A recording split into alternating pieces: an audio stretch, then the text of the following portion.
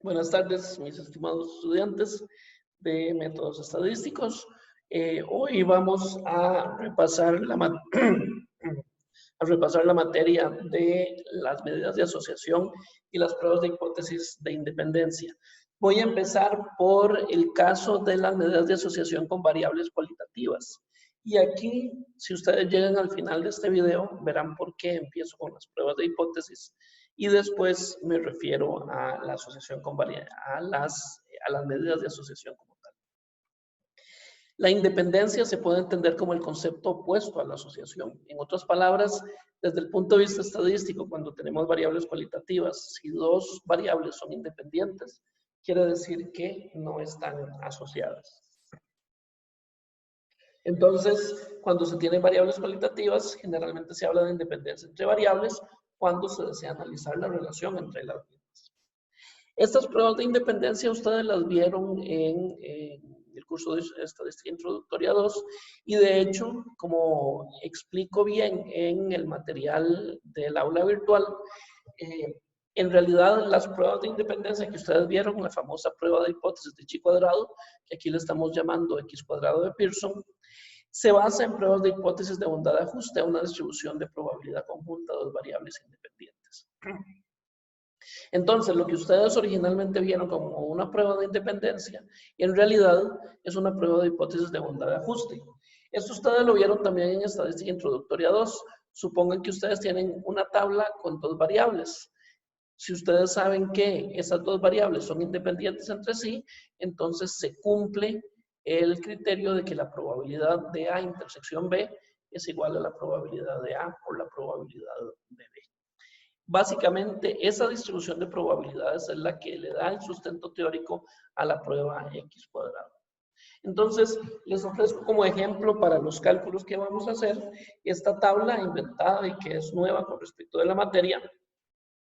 Imagínense que tenemos una comunidad X y las variables que necesitamos analizar es la red social no especializada preferida por grupos de edad. En otras palabras, tenemos personas y a las personas les preguntamos cuál era su grupo de edad, de acuerdo a esta clasificación, de adulto joven, adulto de edad media y adulto mayor, y les preguntamos cuál era su red social no especializada preferida. A no especializada me refiero a Facebook, Instagram y TikTok. Aquí no estoy hablando ni de LinkedIn, ni de academia, ni nada por el estilo. Entonces, vean que el ejemplo, lo que se desea analizar es si existe asociación entre el grupo de edad y la red social favorita en una muestra aleatoria de 150 personas con una significancia del 5%. El momento en que yo planteo que lo que se necesita es, o lo que se quiere es analizar asociación, entonces, a lo que me lleva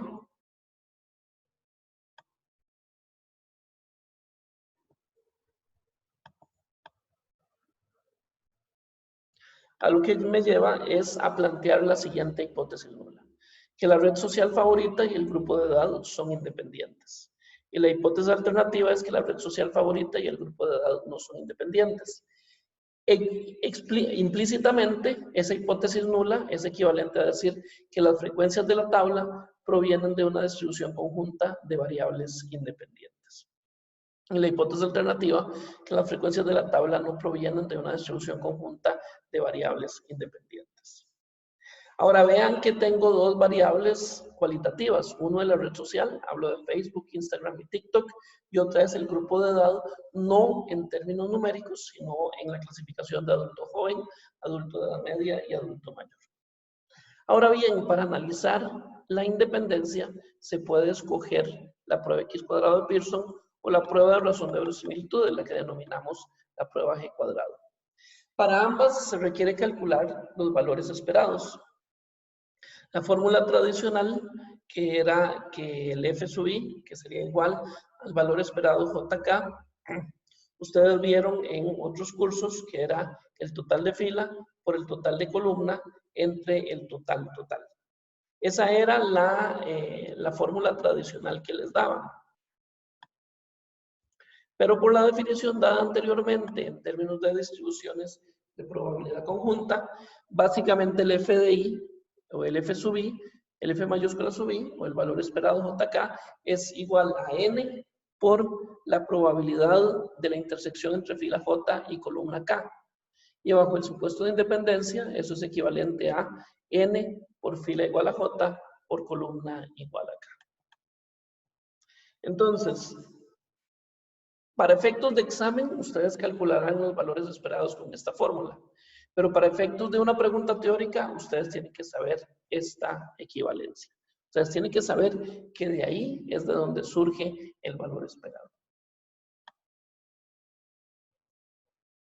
Ahora, si ya tengo las frecuencias observadas, que son las que tengo en esta tabla, estas son las frecuencias observadas, lo que me queda es calcular las frecuencias esperadas. Vean que como tengo la misma cantidad de adultos jóvenes, adultos de edad media y adulto mayor, este muestreo se llama un muestreo estratificado con el mismo tamaño de muestra. Entonces tengo 50 adultos jóvenes, 50 adultos de edad mediana y 50 adultos mayores. Si ustedes ven, dado que tengo esta igualdad en los tamaños de submuestras, tengo las mismas frecuencias esperadas. ¿Qué es el 25.7? Es 50 por 77 entre 150. ¿Qué es 25.7? Es 50 por 77 entre 150. ¿Qué es el 12.3? Es 37 por 50 entre 150. Y así sucesivamente. Por ejemplo, este 12 es 36 por 50 entre 150. Ya que tengo los valores esperados y los observados, verifico que se me cumple el supuesto de las pruebas x cuadrado y y cuadrado, el cual es que el 75% o más de los valores esperados sean mayores a 5. En este caso, se cumple el supuesto porque todas las frecuencias esperadas son mayores a 5. Todas las frecuencias esperadas son mayores a 5. Y además, como el tamaño de muestra es 150, puedo usar tanto la prueba x cuadrado de Pearson como la prueba g cuadrado de razón de verosimilitud. Para ambos casos, el chi cuadrado tabular es el mismo. Es un chi cuadrado con 1 menos 0.05, con los grados de libertad, filas menos 1 por columnas menos 1 grados de libertad. Revisen el documento de Word para que vean cuál es la justificación de esos grados de libertad. Sabemos que tengo 3 filas y 3 columnas, así que el chi cuadrado es el chi cuadrado de 1 menos 0.05, con 3 menos 1 por 3 menos 1 grados de libertad, y eso es con 4 grados de libertad. Esto, el chi cuadrado tabular, es igual a 9.488. Ahora bien, si ya tengo el chi cuadrado tabular, me hace falta el chi cuadrado calculado, que es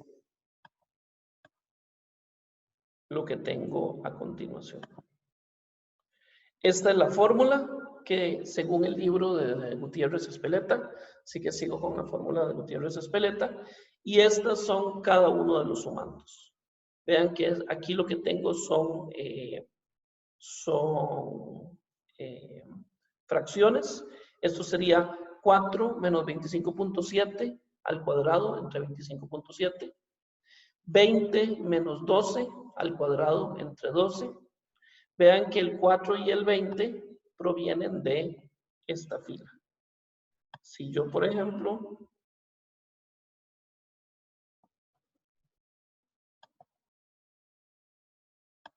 oculto estas filas, ustedes pueden ver que eso sería 4 menos 25.7 al cuadrado entre 25.7. 20 menos 12 al cuadrado entre 12. 26 menos 12.3 al cuadrado entre 12.3. 32 menos 25.7 al cuadrado entre 25.7. 10 menos 12 al cuadrado entre 12. 8 menos 12.3 al cuadrado entre 12.3. 41 menos 25.7 al cuadrado entre 25.7. 6 menos 12 al cuadrado entre 12. Y 3 menos 12.3 al cuadrado entre 12.3. Esta sería la fórmula que ustedes ya conocen de antemano de la prueba x cuadrado de Pearson. Aquí tengo los sumandos y el x cuadrado calculado es igual a 61.41. el x cuadrado calculado es igual a 61.41, que es el que tienen aquí. El x cuadrado es 61.41. Así que ahora lo que tengo que ver es si cae en la zona de rechazo o de no rechazo.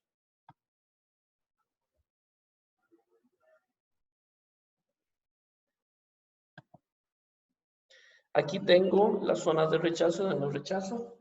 Vean que la zona de rechazo llegaría desde 0 hasta 9.488 y la zona de rechazo iría desde 9.488 hasta más infinito. En el eje de las abscisas tengo el chi cuadrado y vean que el área bajo la curva entre 0 y 9.488 es 0.95.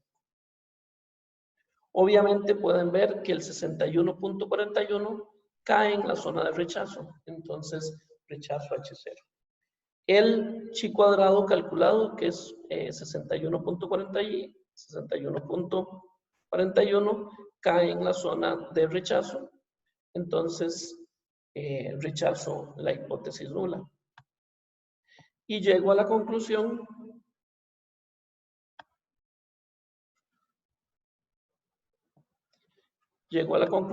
de que, como el 61.41 cae en la zona de rechazo, hay suficiente evidencia estadística para rechazar la hipótesis nula de que el grupo de edad y la red social son independientes con un alfa de 5%. Con el método del p-value, yo lo que puedo es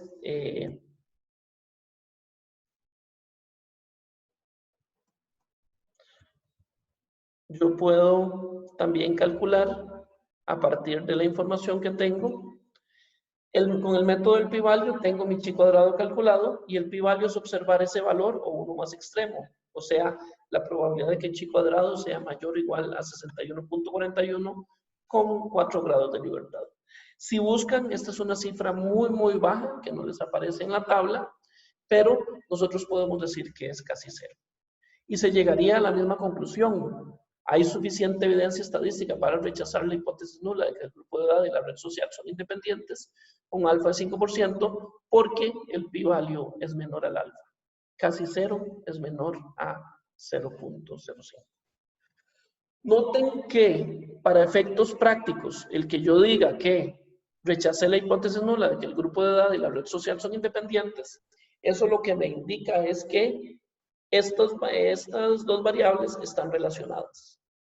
No es lo mismo que un adulto joven prefiera Facebook o TikTok a que una persona mayor prefiera Facebook o TikTok o Instagram. Entonces, eso ocurre en distintas proporciones. Así que ya sabemos, por ejemplo, aquí, si vemos la tabla, que entre los adultos jóvenes prefieren más TikTok e Instagram, mientras que entre los adultos mayores prefieren más Facebook en lugar de Instagram o TikTok. Estos son datos inventados por si acaso para que después no empiecen a utilizarlos como fuente. Ahora bien, yo puedo analizar esto también con una prueba de razón de verosimilitudes. Y la prueba de razón de verosimilitudes ya sabemos que tiene el mismo chi cuadrado tabular. Lo que necesito es el chi cuadrado calculado, que es el g cuadrado.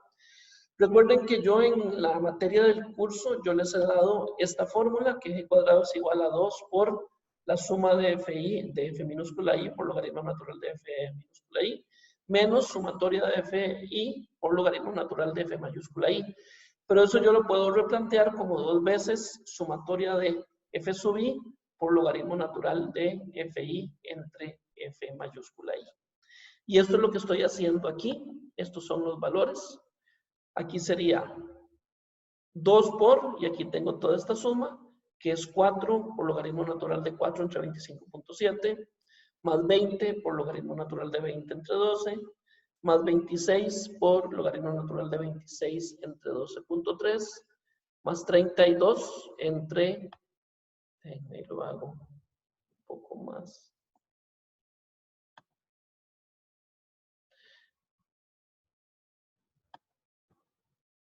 Aquí tengo esta suma es 4 por logaritmo natural de 4 entre 25.7 más 20 por logaritmo natural de 20 entre 12, más y así sucesivamente. Recuerden que esto es el observado por logaritmo natural del observado entre el esperado, más el observado por logaritmo natural de observado entre esperado, y así sucesivamente. Y a esa suma la multiplico por 2. Con eso obtengo un g cuadrado de 69.49. Como obtengo un g cuadrado de 69.49, ese es mi chi cuadrado calculado, y ese es el que yo analizo que caiga en la zona de rechazo o en la de no rechazo. Vean que el 69.49 que tengo aquí, el 69.49 que tengo aquí, cae en la zona de rechazo, porque es la misma zona de rechazo de no rechazo que la x cuadrada. Así que hay suficiente evidencia estadística para rechazar la hipótesis nula de que el grupo de edad y la red social favorita son independientes. Hay suficiente evidencia estadística para rechazar la hipótesis nula de que el grupo de edad y la red social son independientes con un alfa de 5%. Si ustedes quisieran calcular el pi-value, aquí yo no lo estoy haciendo, pero sería la probabilidad de que chi cuadrado sea mayor o igual a 69.49, condicional a 4 grados de libertad. También obtendrían casi 0. Entonces, esta es la ilustración de las pruebas de x cuadrado y g cuadrado. Lo que estoy haciendo con estas pruebas es argumentando que tengo una muestra aleatoria y que en la población estoy rechazando que esas dos variables son independientes. O sea, yo diría que en la población yo podría argumentar que estas dos variables están asociadas. Ahora, ¿qué pasa si no se cumple el supuesto? Vean que aquí ya hablamos de la importancia de que el 75% o más de los valores esperados sean mayores a 5. Aquí se cumple, pero ¿qué pasa en aquellos casos que no se cumple? Bueno, tenemos la opción del método no paramétrico. Y el método no paramétrico aquí sería lo que se denomina la prueba exacta de Fisher. La prueba exacta de Fisher sería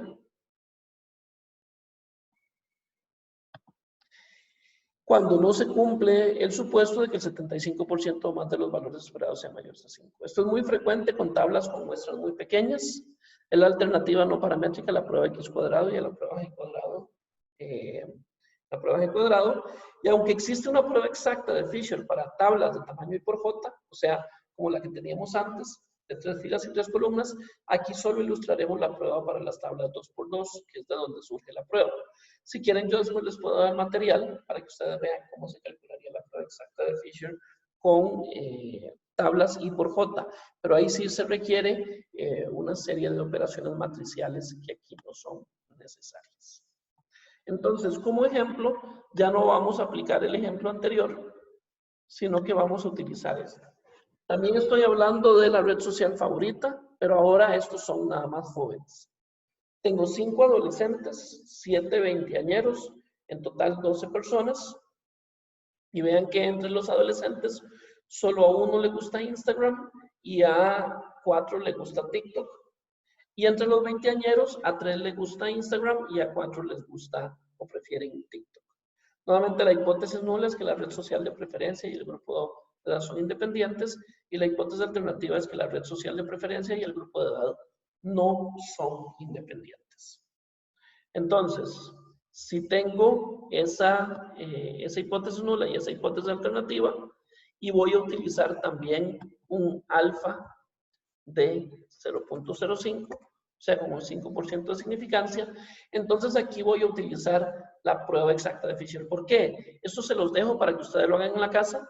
Calculen las frecuencias esperadas y verán que cuando calculen las frecuencias esperadas, todas ellas van a ser menores a 5. Así que voy a proceder con el método de la prueba exacta de Fisher.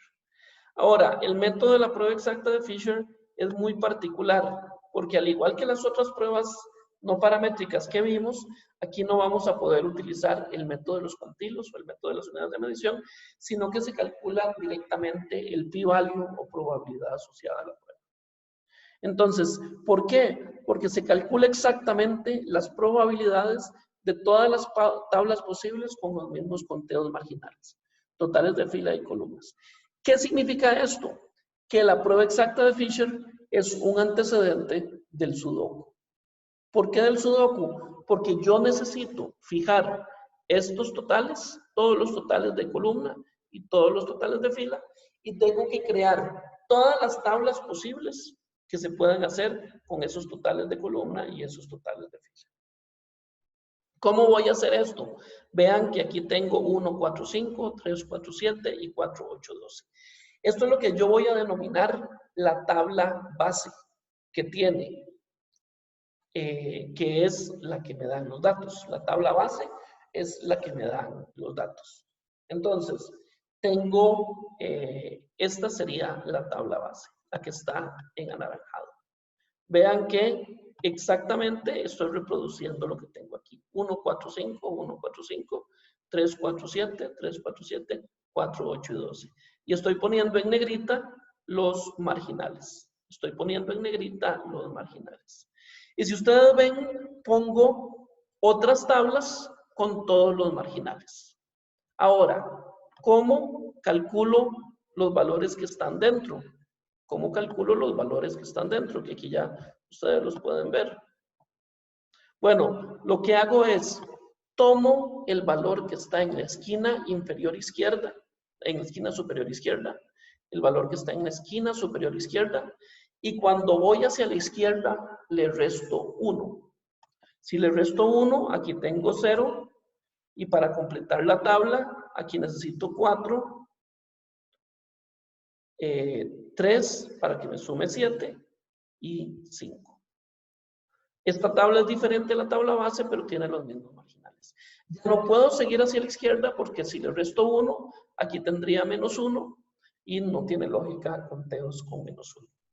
Así que voy hacia la derecha. Ahora ya no resto 1, sino que sumo 1. Pongo 2. Y para que me sume, aquí tendría 2 para que me sume los 4 de la columna. Después aquí necesitaría 3 para que me sume los 5 de la fila. Y aquí necesitaría 5 para que me sume los 7 de la fila. Además, 3 más 5 es 8. Sigo hacia la derecha. Ahora ya no tengo 2, sino que tengo 3. Si tengo 3, entonces sumo 2 más 1. Ahora tengo 3. En la esquina superior izquierda, y para completar la tabla aquí pongo 1, aquí pongo 2 y aquí pongo 6. Y repito, aquí también le sumo 1, aquí me quedaría 0, 7 y 1. Vean que ya no puedo seguir hacia la derecha, porque si le sumo 1, me darían 5 y solo tengo 4, lo máximo que tengo en el total de columna es 4. Así que con esto ya creo todas las tablas posibles que se pueden desarrollar con los mismos marginales. Estas son las tablas, todas las tablas posibles. Esto en Introductoria 2, en modelos probabilísticos discretos, esto es su espacio muestral. Entonces, todas las tablas posibles con las cuales ustedes pueden calcular probabilidades. Y ahora vamos a calcular las probabilidades. La prueba exacta de Fisher supone que estos conteos, o sea, el conteo de la esquina superior izquierda o de cualquiera otra esquina, tiene una distribución hipergeométrica. Así que, si tiene una distribución hipergeométrica, voy a utilizar las fórmulas de la hipergeométrica. ¿Cómo sería? Es la combinatoria 0 de 4 por la combinatoria 5 de 8 entre la combinatoria 5 de 12. ¿De dónde surgieron estos? Los valores por encima que tengo, o sea, en la parte de arriba de la combinatoria, son los totales. En este caso, los totales de columna. Son los totales de columna. 4, 8 y 12, vean, 4, 8 y 12. 4, 8 y 12. Y después, en la parte inferior de las combinatorias, tengo los valores de la primera fila. 0, 5 y 5. 0, 5 y 5. Aquí también tengo 4, 8 y 12. Aquí ahora voy a tener 1, 4 y 5. Aquí ahora tengo 4, 8 y 12, pero ahora voy a tener 2, 3 y 5. Y así sucesivamente tengo estas combinatorias. Estas combinatorias son las que ustedes estudiaron en Introductoria 2 y en discretos. Y aquí yo tengo las probabilidades. Las probabilidades serían 0.071, 0.354, 0.424, 0.141 y 0.010. Les dejo a que verifiquen y con eso ustedes saben si calcularon bien las probabilidades de que la suma de todas esas probabilidades debería ser igual a 1. ¿Por qué? Porque tenemos todo el espacio muestral. La suma de esas probabilidades es igual a 1. ¿Por qué? Porque tenemos todo el espacio muestral. Entonces, ahora lo que me resta es calcular el p-value. ¿Y cómo voy a calcular el p-value? El p-value es sencillo. Bueno, más o menos. El p-value va a ser igual a la probabilidad de la tabla base más todas las probabilidades que sean menores o iguales a esa probabilidad. La probabilidad es la probabilidad de la tabla base más la suma de todas las probabilidades menores o iguales a ese valor. Vean que la probabilidad de la tabla base es 0.354, 0.071 es menor, 0.141 es menor y 0.010 es menor. Solo 0.424 no es menor, así que es la única que nos suma. El p-value sería sumar este más este, más este, más este. O sea, el p-value es sumar 0.071 más 0.354 más 0.141 más 0.010. Y el p-value que obtengo es 0.576. Como el p-value es mayor al alfa, no se rechaza H0. Como el p-value es mayor al alfa, no se rechaza H0. Entonces, aquí, ¿cuál sería la conclusión? De que no hay suficiente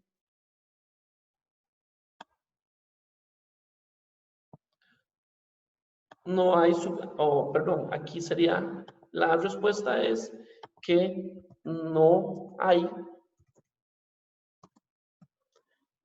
suficiente evidencia estadística para rechazar la hipótesis nula de que la red social favorita es independiente del grupo de edad con alfa 0.05. En otras palabras, lo que estamos diciendo es que no podemos asegurar que haya asociación entre estas dos variables. No podemos asegurar que haya asociación entre estas dos variables en la población. ¿Qué problema me genera aquí? Como yo estoy diciendo que no hay suficiente evidencia estadística, esto puede deberse al tamaño de muestra. Que tengo un tamaño de muestra muy pequeño y no logro detectar esa asociación. Puede ser que si tuviera un tamaño de muestra más grande, entonces yo sí tendría evidencia para encontrar asociación entre estas dos variables. Con esto hemos visto tres pruebas de hipótesis, la X cuadrado, la G cuadrado, que requieren el supuesto de que el 75% o más de los valores esperados sean mayores a 5, o sea, muestras grandes, y si ese supuesto no se cumple, porque tenemos un tamaño de muestra muy pequeño, entonces utilizamos la prueba exacta de Fisher. Ahora, estas son medidas de asociación. Perdón, estas son pruebas de hipótesis de independencia o pruebas de hipótesis de asociación. Pero a veces nosotros lo que queremos es ver el grado de asociación. Y si queremos ver el grado de asociación entre dos variables cualitativas, contamos con varias medidas. La más usada para cualquier tipo de tabla, o sea, para cualquier tipo de variables cualitativas, es el coeficiente de contingencia y la V de Cramer. Estas medidas descriptivas de asociación sirven para indicar el grado de asociación entre dos variables cualitativas.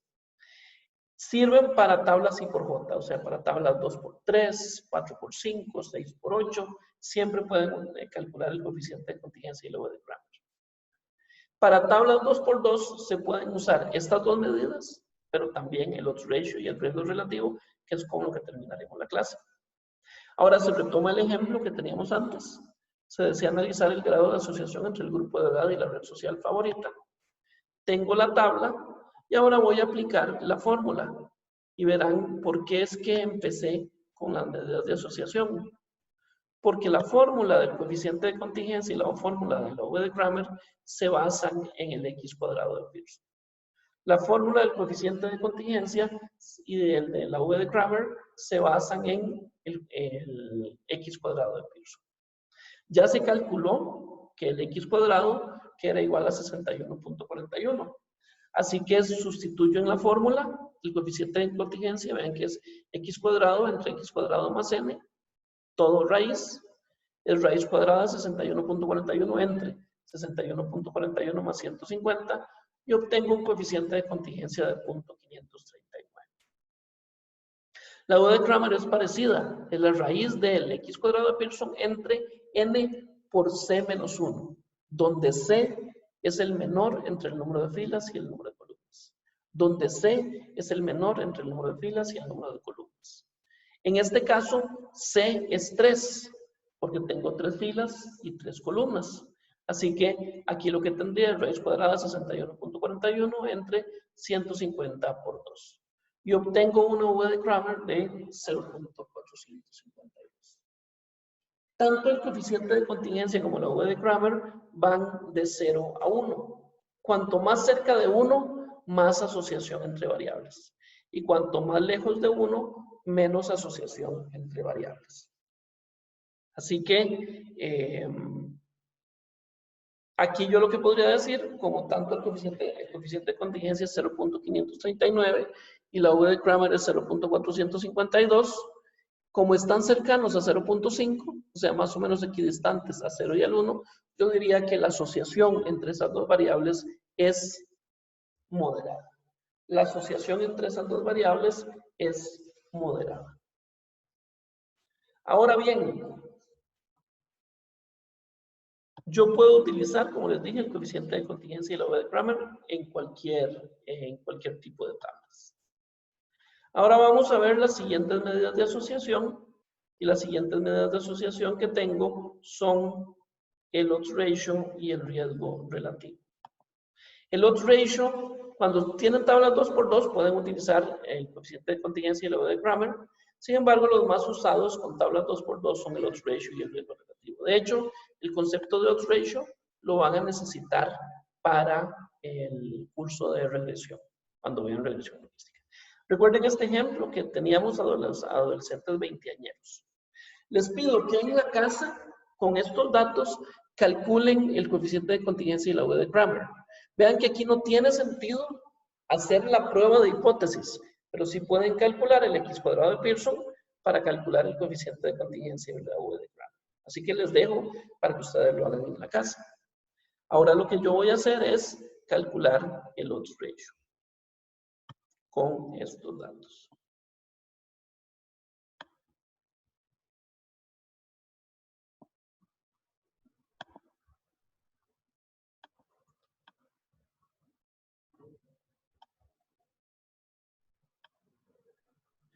El odds ratio se define como una razón de odds.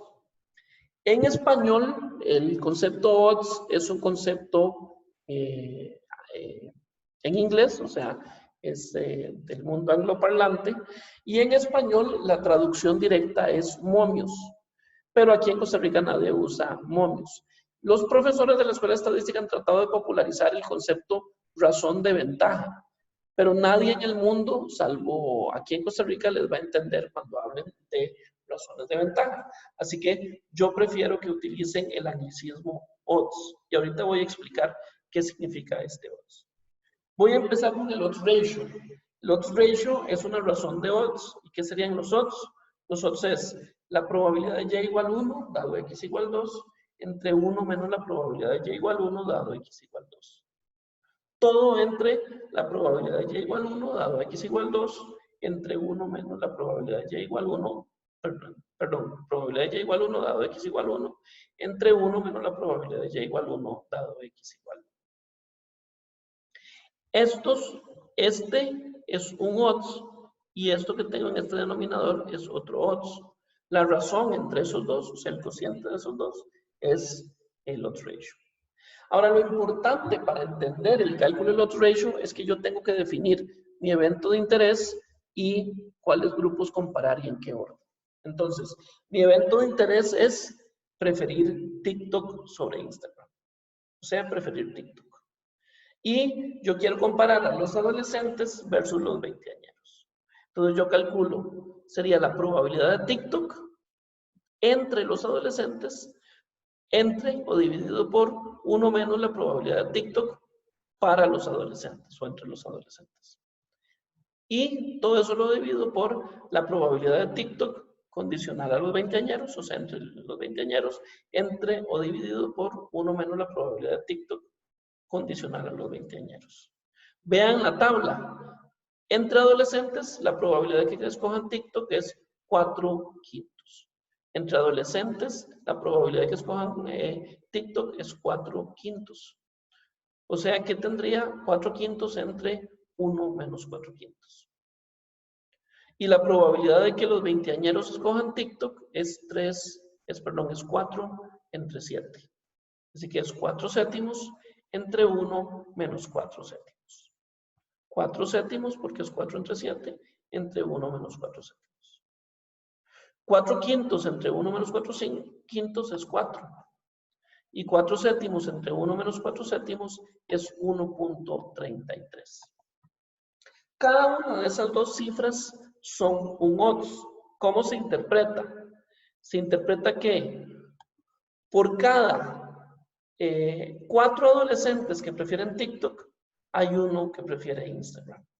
Por cada 4 adolescentes que prefieren TikTok, hay uno que prefiere Instagram. Y por cada 1.33 veinteañeros que prefieren TikTok, hay uno que prefiere Instagram.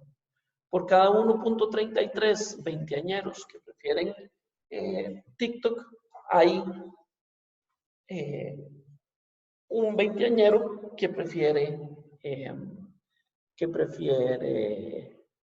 no prefiere TikTok, o sea, que prefiere Instagram. Como este 1.33 es muy difícil de interpretar, yo podría decir que por cada 13 veinteañeros que le prefieren TikTok, hay 10 que prefieren Instagram. O sea, multiplico por 10, el 1 y el 1.33. Ahora, el cociente de 4 entre 1.33 es 3. El cociente de 4 entre 1.33 es 3. Así que la interpretación sería los odds de preferir TikTok en lugar de Instagram entre adolescentes es 3 veces los odds de preferir TikTok sobre Instagram entre veinteañeros. Los odds de preferir TikTok en lugar de Instagram entre adolescentes es 3 veces los odds de preferir TikTok sobre Instagram entre veinteañeros. En otras palabras, entre adolescentes el TikTok es más popular que entre los veinteañeros. Por eso es que, porque el odds ratio es mayor a 1. Si el odds ratio fuera menor a 1, entonces sería al revés. El TikTok sería menos popular entre adolescentes que entre veinteañeros. En este caso, como el odds ratio es mayor a 1, es más frecuente que los adolescentes prefieran TikTok a que los veinteañeros prefieran TikTok. Este sería el odds ratio y lo que me hace falta es el riesgo relativo.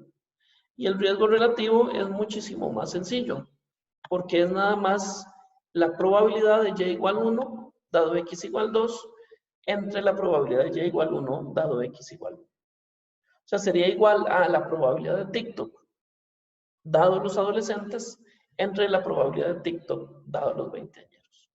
Ya sabíamos que la probabilidad de TikTok entre los adolescentes era 4/5 y la probabilidad de TikTok entre los veinteañeros es 4/7.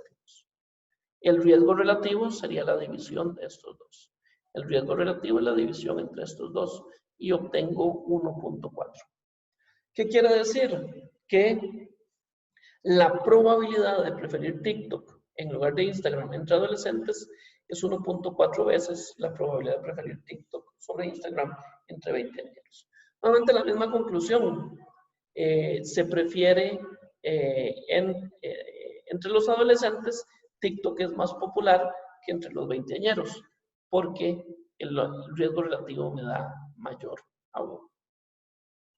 Les dejo que en la casa de ustedes hagan lo que sigue.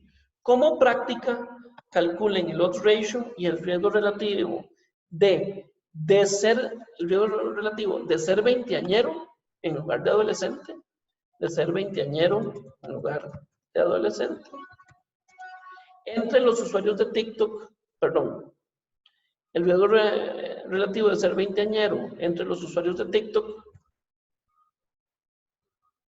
en lugar de con respecto de ser adolescente. Con respecto de ser adolescente.